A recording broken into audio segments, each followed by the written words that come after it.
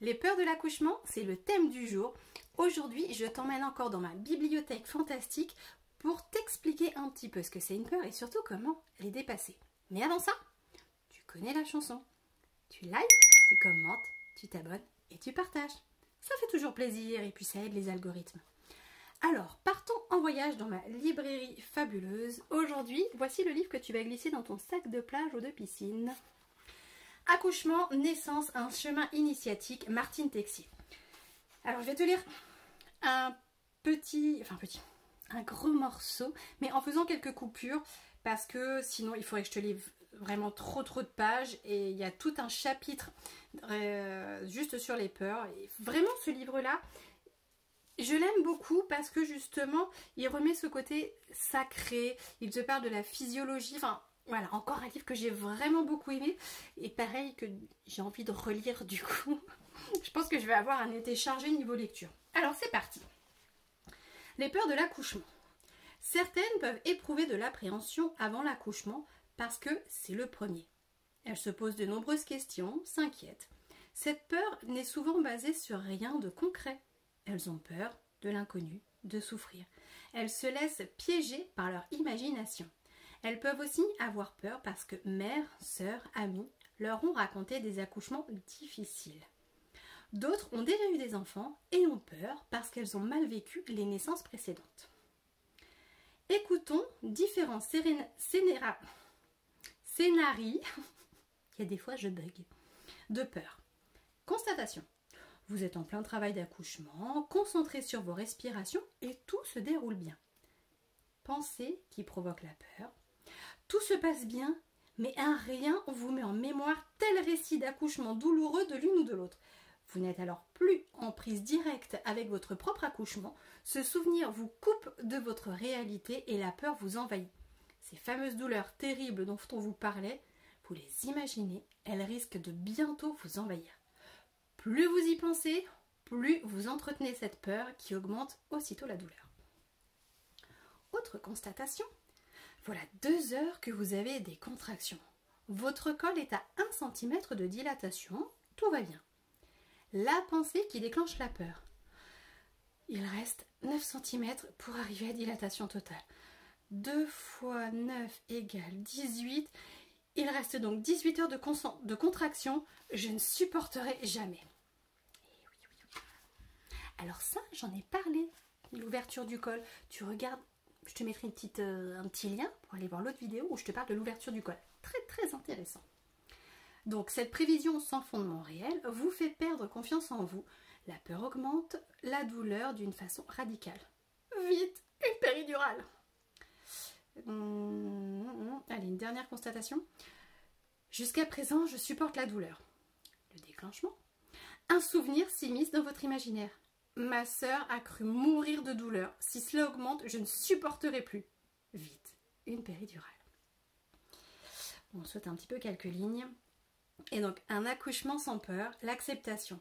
Vivre l'événement qui se présente, c'est d'abord accepter d'en faire l'expérience. Cela ne veut pas dire ne rien faire. Il y a souvent confusion. L'accepter, c'est d'abord refuser d'aller dans vos idées préconçues, ne pas vous laisser envahir par votre passé. Vous acceptez et ce faisant, vous restez dans l'instant présent. Vous êtes en communion totale avec ce qui se présente et vous agissez en restant neuve face à la situation. Voilà pour cet extrait. Blablabla, le retour en soi, l'enracinement. Là, voilà, tu vas voir ta libraire préférée, tu commandes ce livre. Encore une pépite. Qu'est-ce qu'il y a à dire sur les peurs? Beaucoup de choses, forcément. La chose principale que je voudrais te dire et qui ressort un petit peu de ces quelques petits passages, c'est que les peurs, c'est quelque chose qui se passe dans ton mental. C'est quelque chose aussi que tu peux maîtriser. C'est là où tu vas vraiment avoir besoin de développer la pleine conscience, qu'on appelle l'instant présent. Si tu regardes les exemples qui ont été cités, à l'instant T, les femmes vont bien. Mais il repart soit dans le passé, parce que Tati Georgette, elle a dit qu'à son accouchement, parce que ma copine, machin, ou alors dans le futur, de, oh, mais et si ça arrive et machin. Donc les peurs, ce sont soit des projections du futur, soit des ruminations du passé. Mais ici et maintenant, tout va bien. Donc c'est vraiment ce travail important à faire, et c'est encore une fois pour cela que quand on vient voir une accompagnante à la naissance 1 semaine ou 2 semaines avant l'accouchement, c'est compliqué parce que c'est pas une notion qui se développe comme ça en un instant, c'est quelque chose à travailler, à expérimenter, à renforcer. Donc en 2 semaines, c'est compliqué. Je pense qu'avec toutes ces vidéos, tu vas enfin comprendre que plus tôt tu te prépares, mieux c'est. Donc la peur, c'est quelque chose qui vient du mental. Notre cerveau réagit toujours avec les mêmes fonctionnements que l'homme de Cro-Magnon. Sauf que les dangers, ils ont changé. Et ce qu'il faut savoir, c'est que cette dite peur, sans rentrer dans tous les détails, ça je le fais après en accompagnement, elle va te faire sécréter certaines hormones, dont l'adrénaline. Et il faut savoir que autant l'adrénaline, elle a un pouvoir extraordinaire à un certain moment du processus de l'accouchement, mais si elle arrive trop tôt dans le processus, c'est une véritable catastrophe. Parce que l'adrénaline, c'est en fait le signal qui va être donné à ton corps pour dire hop, hop, hop, hop, stop, il y a un danger, c'est pas le moment d'accoucher, on ferme les portes pour pouvoir se carapater. Parce que dans le cerveau primitif, c'est exactement ce qui se passe. Imagine que tu es encore une fois à l'époque des hommes préhistoriques, il n'y a pas la péridurale, il n'y a pas l'hôpital, il n'y a rien. Par contre, tu es en train d'accoucher en plein milieu de ta forêt, tu t'es trouvé un petit endroit calme, tranquille, à l'abri, il n'y a personne qui te regarde. Par contre, tu as entendu là-bas que derrière le buisson, il y a un lion qui est prêt à te sauter dessus. Ton corps, il est extraordinaire, il est magique, il est magnifique. Il va dire, attends, là, on a un peu intérêt à se carapater, miss. Donc, on ferme les portes et on court. C'est ce qui se passe encore aujourd'hui. Sauf que ce que tu vas percevoir comme un danger, ça peut être des choses, mais d'une subtilité, mais incroyable, et pourtant le processus va se mettre en route de la même façon.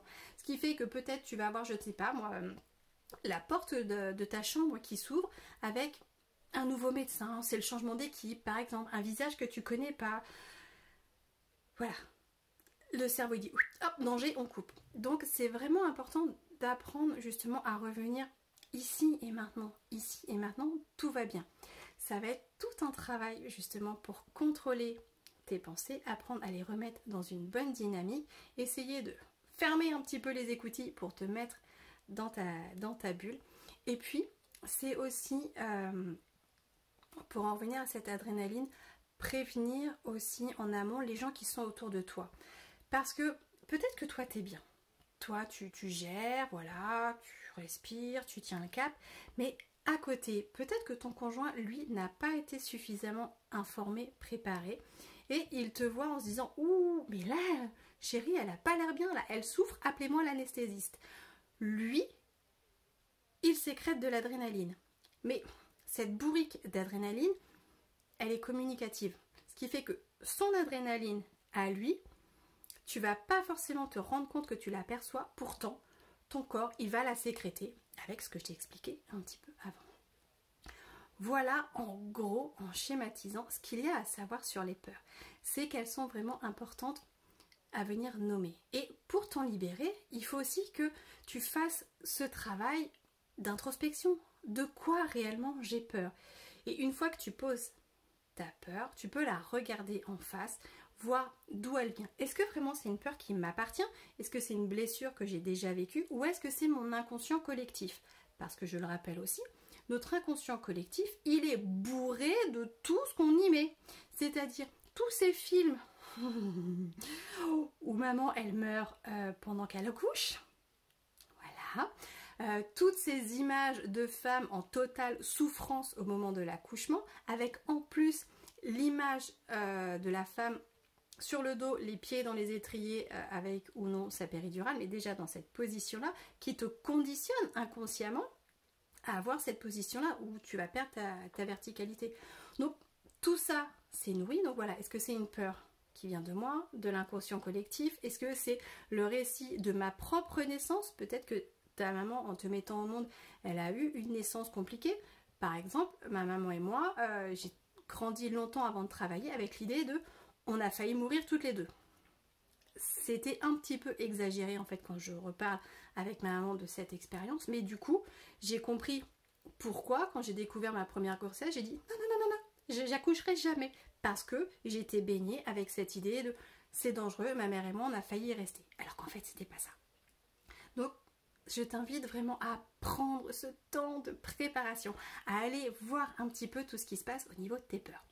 C'est ce que j'avais envie de te dire aujourd'hui. Si cette vidéo t'a plu, waouh, tant mieux. Tu fais un petit coup de pouce pour moi, tu mets justement un petit pouce bleu, tu partages, tu commentes, tu t'abonnes. Ah c'est bête, ça va pas être dans le même sens que la petite ligne. Bon c'est pas grave. Et puis tu peux aller voir mes autres vidéos, tu peux me rejoindre sur le groupe Facebook L'accouchement de tes rêves où je vous partage encore d'autres choses. Et si tu penses que c'est le bon moment, si tu penses que je suis la bonne personne, tu peux me contacter. J'ai aussi un accompagnement en ligne, une communauté où on est entre femmes, c'est bienveillant, c'est cool.